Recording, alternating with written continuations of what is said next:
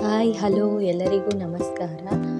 ಯುಗಾದಿ ಹಬ್ಬದ ಶುಭಾಶಯಗಳು ನಿಮ್ಮೆಲ್ಲರಿಗೂ. ನಾನಿವತ್ತು ಯುಗಾದಿ ಹಬ್ಬಕ್ಕೆ ಮಾಡೋ ತೊಗರಿಬೇಳೆ ಒಬ್ಬಟ್ಟನ್ನ ಹೇಗೆ ಮಾಡೋದು ಅನ್ನೋದನ್ನು ತೋರಿಸ್ತಾ ಇದ್ದೀನಿ. ಯಾರೆಲ್ಲ ಫಸ್ಟ್ ಟೈಮ್ ನನ್ನ ಚಾನಲ್ನ ನೋಡ್ತಾ ಇದ್ದೀರಾ, ಸಬ್ಸ್ಕ್ರೈಬ್ ಬಟನ್ನ ಕ್ಲಿಕ್ ಮಾಡಿ, ಪಕ್ಕದಲ್ಲಿರೋ ಬೆಲ್ ಐಕಾನ್ನ ಕ್ಲಿಕ್ ಮಾಡಿ. ಯುಗಾದಿ ಹಬ್ಬಕ್ಕೆ ಒಬ್ಬಟ್ಟಿಲ್ಲ ಅಂತಂದರೆ ಹಬ್ಬ ಕಂಪ್ಲೀಟೇ ಆಗಲ್ಲ. ತೊಗರಿಬೇಳೆ ಒಬ್ಬಟ್ಟು ಮಾಡೋದಕ್ಕೆ ಏನೇನು ಇಂಗ್ರೀಡಿಯೆಂಟ್ಸ್ ಬೇಕು ಅಂತ ನೋಡೋಣ. ಮೊದಲಿಗೆ 1 ಕಪ್ಪು ತೊಗರಿಬೇಳೆ ಜೊತೆಗೆ ಅರ್ಧ ಕಪ್ಪು ಕಡಲೆಬೇಳೆ, 1.5 ಕಪ್ಪಷ್ಟು ಬೆಲ್ಲ. ನಾವು ಬೇಳೆ ಎಷ್ಟು ತಗೊಂಡಿರ್ತೀವೋ ಅದೇ ಕಪ್ಪಲ್ಲಿ 1.5 ಕಪ್ಪಷ್ಟು ಬೆಲ್ಲ ತಗೋಬೇಕು.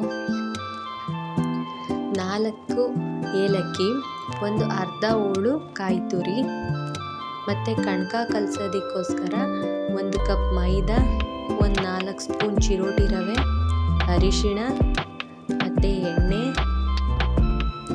ಬನ್ನಿ ಈಗ ಸ್ಟಾರ್ಟ್ ಮಾಡೋಣ. ಮೊದಲಿಗೆ ಒಂದು ಕುಕ್ಕರ್ ಇಟ್ಕೊಂಡು ಕುಕ್ಕರ್ಗೆ 1 ಲೀಟರಷ್ಟು ನೀರನ್ನು ಹಾಕ್ಕೊಳ್ಳೋಣ. ಬೇಳೆ ಬೇಯೋದಕ್ಕೆ ನೀರು ಸ್ವಲ್ಪ ಜಾಸ್ತಿನೇ ಇರಬೇಕು. ಈಗ ನೀರು ಕುದಿ ಬಂದಮೇಲೆ ನಾವು ಮೊದಲೇ ತೊಳೆದು ನೆನೆಸಿಟ್ಕೊಂಡಿರುವಂಥ ತೊಗರಿಬೇಳೆ ಮತ್ತು ಕಡಲೆಬೇಳೆ ಎರಡನ್ನೂ ಸೇರಿಸೋಣ. ಇದಕ್ಕೆ ಸ್ವಲ್ಪ ಅರಿಶಿಣನ ಹಾಕ್ಕೊಳ್ಳೋಣ, 1 ಸ್ಪೂನ್ ಅರಿಶಿಣ ಹಾಕ್ಕೊಳ್ಳೋಣ. ಈಗ ಇದು ಬೇಳೆ ಬೇಯೋವರೆಗೂ ನಾವು ಕಣಕನ ಕಲಿಸ್ಕೊಳ್ಳೋಣ. ಒಂದು ಪಾತ್ರೆ ತಗೊಳ್ಳಿ, ಪಾತ್ರೆಗೆ 1 ಕಪ್ಪಷ್ಟು ಮೈದಾ ಹಿಟ್ಟು, ಒಂದು 4 ಸ್ಪೂನಷ್ಟು ಚಿರೋಟಿ ರವೆ, ಇದಕ್ಕೆ ಸ್ವಲ್ಪ ಒಂದು ಅರ್ಧ ಸ್ಪೂನಷ್ಟು ಅರಿಶಿಣ,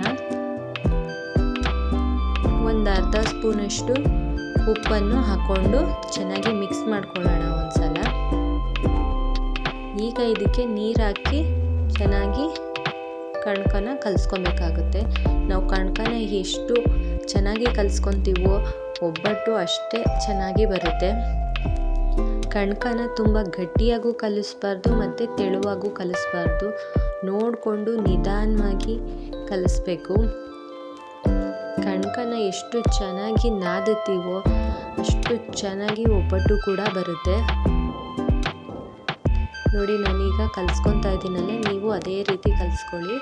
ಈಗ ಇದಕ್ಕೆ ಸ್ವಲ್ಪ ಎಣ್ಣೆ ಹಾಕ್ಕೊಂಡು ಮತ್ತೆ ಇದನ್ನು ನಾದ್ಕೋಬೇಕು ನಾವು ಚೆನ್ನಾಗಿ. ಕಣಕನ ನಾದ್ಕೊಂಡಾದ್ಮೇಲೆ ನೀವು ಮಿನಿಮಮ್ 1 ಅವರ್ ಆದರೂ ಅದನ್ನು ನೆನೆಯೋದಕ್ಕೆ ಬಿಡಬೇಕು. ಒಂದು 2 ಅವರ್ಸ್ ಬಿಟ್ಟರೆ ಅಂತೂ ಇನ್ನೂ ತುಂಬ ಚೆನ್ನಾಗಿ ಬರುತ್ತೆ. ನೋಡಿ, ಈಗ ಇದು ಚೆನ್ನಾಗಿ ನಾದಿದ್ದೀನಿ. ಇಷ್ಟು ನಾದಿದ್ರೆ ಸಾಕು. ಮತ್ತೆ ಒಂದು ಸಲ ಕೊನೆಯಲ್ಲಿ ಅದಕ್ಕೆ ಚೆನ್ನಾಗಿ ಎಣ್ಣೆನ ಸವರಿ ಮತ್ತೊಂದು ಸಲ ಚೆನ್ನಾಗಿ ನಾದ್ಕೊಳ್ಳೋಣ. ಈಗ ಇದು ಇಷ್ಟು ಸಾಫ್ಟಾಗಿ ಕಲಿಸ್ಕೊಂಡ್ರೆ ಸಾಕು, ತುಂಬ ಚೆನ್ನಾಗಿ ಬರುತ್ತೆ ಒಬ್ಬಟ್ಟು. ಈಗ ಇದನ್ನು ನಾವು ಮುಚ್ಚಿ ಸೈಡಲ್ಲಿ ಇಟ್ಬಿಡೋಣ. ಈಗ ನಾವು ಬೇಳೆ ಬೆಂದಿದೆಯಾ ಅಂತ ಒಂದ್ಸಲ ಚೆಕ್ ಮಾಡ್ಕೊಳ್ಳೋಣ. ಬೇಳೆ ಈ ಥರ ತೆಗೆದು ನಾವು ಬೇಳೆನ ಇಸ್ಕಿ ನೋಡಿದಾಗ ಅದು ಈ ಥರ ಸ್ಮ್ಯಾಶ್ ಆಗಬೇಕು. ಈ ಥರ ಬೆಂದಿದ್ರೆ ಅದು ಬೆಂದಿದೆ ಅಂತ. ಈಗ ಇದನ್ನು ನಾವು ಸೋರ್ಲಿಕ್ಕೊಳ್ಳೋಣ ಬೇಳೆನ ಒಂದ್ಸಲ. ಈ ಬೇಳೆ ಬೇಯಿಸಿದ ನೀರಿಂದನೇ ನಾವು ಒಬ್ಬಟ್ಟು ಸಾಂಬಾರನ್ನ ಮಾಡ್ಬೋದು. ನಾನು ಅದು ಹೇಗೆ ಅಂತ ನೆಕ್ಸ್ಟ್ ವಿಡಿಯೋದಲ್ಲಿ ತೋರಿಸ್ತೀನಿ. ಈಗ ನಾವು ಒಂದು ಬಾಣಲಿ ಇಟ್ಕೊಂಡು ಬಾಣಲಿಗೆ 1.5 ಕಪ್ಪಷ್ಟು ಬೆಲ್ಲನ ಹಾಕ್ಕೊಂಡು ಅದನ್ನು ಚೆನ್ನಾಗಿ ಕರಗೋವರೆಗೂ ಮಿಕ್ಸ್ ಮಾಡ್ಕೊಳ್ಳೋಣ. ಈಗ ಇದಕ್ಕೆ 4 ಏಲಕ್ಕಿನ ಪುಡಿ ಮಾಡಿ ಹಾಕ್ಕೊಳ್ಳೋಣ. ಈಗ ಇದಕ್ಕೆ ಅರ್ಧ ಕಾಯಿ ಹೋಳನ್ನು ಹಾಕ್ಕೊಂಡು ಚೆನ್ನಾಗಿ ಮಿಕ್ಸ್ ಮಾಡ್ಕೊಳ್ಳೋಣ. ಯಾಕಂದರೆ ಕಾಯಿ ಹಸಿ ಕಾಯಿ ಆಗಿರೋದ್ರಿಂದ ಅದು ಸ್ವಲ್ಪ ಚೆನ್ನಾಗಿ ಬೇಯಬೇಕಾಗುತ್ತೆ. ನೆಕ್ಸ್ಟು ನಾವು ಬೇಳೆನ ಸೇರಿಸ್ಕೊಂಡು ಚೆನ್ನಾಗಿ ಮಿಕ್ಸ್ ಮಾಡ್ಕೊಳ್ಳೋಣ. ಬೇಳೆ, ಬೆಲ್ಲ, ಏಲಕ್ಕಿ, ಕಾಯಿ ತುರಿ ಎಲ್ಲ ಕೂಡ ಚೆನ್ನಾಗಿ ಹೊಂದ್ಕೋಬೇಕು. ಈ ರೀತಿ ಬಾಣಲಿಲಿ ಬಿಸಿ ಮಾಡೋದ್ರಿಂದ ಬೇಳೆ, ಬೆಲ್ಲ, ಏಲಕ್ಕಿ, ಕಾಯಿ ಎಲ್ಲ ಕೂಡ ಚೆನ್ನಾಗಿ ಹೊಂದ್ಕೊಳ್ಳುತ್ತೆ. ಮತ್ತು ನೀವು ಫ್ರಿಜ್ಜಲ್ಲಿ ಇಟ್ಟಿಲ್ಲ ಅಂದ್ರೂ 2 ದಿವಸ ಒಬ್ಬಟ್ಟನ್ನು ಇಟ್ಕೊಬೋದು. ಈ ಅದಕ್ಕೆ ಇರಬೇಕು. ಬೆಲ್ಲ ತುಂಬ ಗಟ್ಟಿಯಾಗೋ ಅಷ್ಟು ಬಿಡಬಾರ್ದು ನಾವು. ಈಗ ಇದು ತಣ್ಣಗಾದ್ಮೇಲೆ ನಾವು ಒಂದು ಮಿಕ್ಸಿ ಜಾರಿಗೆ ಸ್ವಲ್ಪ ಸ್ವಲ್ಪನೇ ಹಾಕ್ಕೊಂಡು ಇದನ್ನ ನುಣ್ಣಗೆ ಸಣ್ಣದಾಗಿ ಪೇಸ್ಟ್ ಮಾಡ್ಕೊಳ್ಳೋಣ. ನೋಡಿ, ಇಷ್ಟ ಆದರೆ ಸಾಕು. ಈಗ ಇದನ್ನು ಬೇರೆ ಒಂದು ಪಾತ್ರೆಗೆ ಶಿಫ್ಟ್ ಮಾಡ್ಕೊತಾ ಇದ್ದೀನಿ.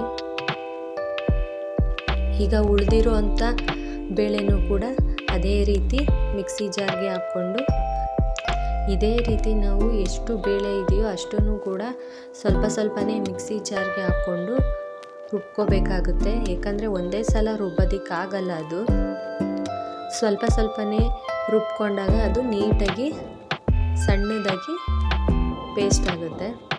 ನೋಡಿ, ಈ ಥರ ಉಂಡೆ ಕಟ್ಟಿದ್ರೆ ಈ ಥರ ನೀಟಾಗಿ ಕೈ ಗಂಟದೇ ಇರೋ ಥರ ಅದು ಉಂಡೆ ಆಗಬೇಕು.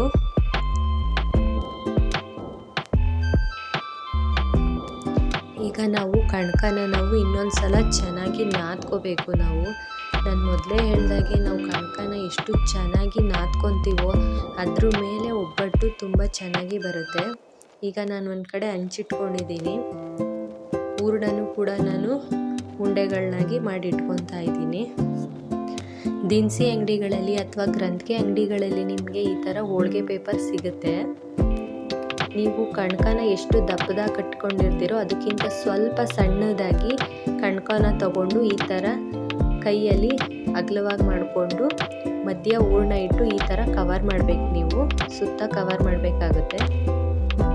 ಈಗ ಇದನ್ನು ನೀವು ಕೈಗೆ ಸ್ವಲ್ಪ ಎಣ್ಣೆ ಹಚ್ಕೊಂಡು ನೀಟಾಗಿ ಸುತ್ತನೂ ಕೂಡ ಈ ಥರ ತಟ್ಕೊಬೇಕಾಗುತ್ತೆ. ನೀವು ಮೇಲೊಂದು ಕವರ್ ಇಟ್ಟು ಲಟ್ಟಣಿಗೆ ತೊಗೊಂಡು ಲಟ್ಟಿಸಿದ್ರೂ ಓಕೆ. ನಮ್ಮನೇಲಿ ನಾವು ಈ ಥರ ಕೈಯಲ್ಲೇ ತಟ್ಟೋದು. ನೋಡಿ, ಕೈಯಲ್ಲಿ ತಟ್ಟಿದ್ರೂ ಎಷ್ಟು ನೀಟಾಗಿ ಬಂದಿದೆ. ಈಗ ಹೆಂಚು ಕಾದಿದೆ. ನಾವೀಗ ಒಬ್ಬಟ್ಟನ್ನು ಹೆಂಚು ಮೇಲೆ ಹಾಕ್ಕೊಳ್ಳೋಣ. ಅದು ಒಂದು ಸೈಡು ಫುಲ್ಲು ಬೇಯೋವರೆಗೂ ನಾವು ವೆಯ್ಟ್ ಮಾಡಬೇಕು. ಮೀಡಿಯಮ್ ಫ್ಲೇಮಲ್ಲಿ ಇಟ್ಕೊಂಡು ಒಬ್ಬಟ್ಟನ್ನು ಬೇಯಿಸ್ಕೊಳ್ಳಿ. ತುಂಬ ಹೈ ಫ್ಲೇಮ್ ಆದರೆ ಒಬ್ಬಟ್ಟು ಚೆನ್ನಾಗಾಗಲ್ಲ. ಈ ಥರ ಎರಡೂ ಸೈಡು ನೀವು ಚೆನ್ನಾಗಿ ಬೇಯಿಸ್ಕೋಬೇಕಾಗತ್ತೆ. ಮನೆಯಲ್ಲಿ ಯಾವುದೇ ಹಬ್ಬಗಳಿರಲಿ, ಫಂಕ್ಷನ್ಗಳಿರಲಿ, ಒಬ್ಬಟ್ಟಂತೂ ಯಾವಾಗಲೂ ಮಾಡ್ತಾನೇ ಇರ್ತೀವಿ ನಾವು. ನೀವು ಕೂಡ ನಿಮ್ಮ ಮನೆಯಲ್ಲಿ ಈ ಯುಗಾದಿ ಹಬ್ಬಕ್ಕೆ ತೊಗರಿಬೇಳೆ ಒಬ್ಬಟ್ಟನ್ನು ಮಾಡಿ ಮತ್ತು ಮನೆ ಮಂದಿಯೆಲ್ಲ ಖುಷಿಯಾಗಿ ಊಟ ಮಾಡಿ. ನೀವು ಬಿಗಿನರ್ಸ್ ಆದರೂ ಪರವಾಗಿಲ್ಲ, ಈ ಒಬ್ಬಟ್ಟನ್ನು ಮಾಡ್ಬೋದು. ಒಬ್ಬಟ್ಟು ಮಾಡೋದು ಕಷ್ಟ ಏನಲ್ಲ, ಪ್ರೊಸೀಜರ್ ಸ್ವಲ್ಪ ಜಾಸ್ತಿ ಅಷ್ಟೇ. ನೀವು ಟ್ರೈ ಮಾಡಿದ್ರೆ ಖಂಡಿತ ಮಾಡ್ತೀರಾ. ಬೇಳೆ ಬೇಯಿಸಿದ್ದಂಥ ನೀರಲ್ಲಿ ಹೇಗೆ ಒಬ್ಬಟ್ಟು ಸಾಂಬಾರು ಮಾಡೋದು ಅನ್ನೋದನ್ನು ನಾನು ನೆಕ್ಸ್ಟ್ ವಿಡಿಯೋದಲ್ಲಿ ಪೋಸ್ಟ್ ಮಾಡ್ತೀನಿ. ನೀವು ಕೂಡ ಮನೆಯಲ್ಲಿ ಈ ಒಬ್ಬಟ್ಟನ್ನ ಟ್ರೈ ಮಾಡಿ. ಈ ರೆಸಿಪಿ ನಿಮಗೆ ಇಷ್ಟ ಆಗಿದ್ದರೆ ಲೈಕ್ ಮಾಡಿ ಮತ್ತು ನಿಮ್ಮ ಫ್ರೆಂಡ್ಸ್ ಮತ್ತು ಫ್ಯಾಮಿಲಿಯವ್ರ ಜೊತೆ ಶೇರ್ ಮಾಡಿ. ಇದೇ ರೀತಿಯ ಹೆಚ್ಚಿನ ರೆಸಿಪಿಗಳಿಗೋಸ್ಕರ ನನ್ನ ಚಾನಲ್ನ ಸಬ್ಸ್ಕ್ರೈಬ್ ಮಾಡಿ ಸಪೋರ್ಟ್ ಮಾಡಿ. ರುಚಿಯಾದ ತೊಗರಿಬೇಳೆ ಒಬ್ಬಟ್ಟು ರೆಡಿಯಾಗಿದೆ. ನೀವು ದೇವರಿಗೆ ನೈವೇದ್ಯ ಮಾಡಿ ಊಟ ಮಾಡಿ ಹಬ್ಬನ ಖುಷಿಯಾಗಿ ಸೆಲೆಬ್ರೇಟ್ ಮಾಡಿ.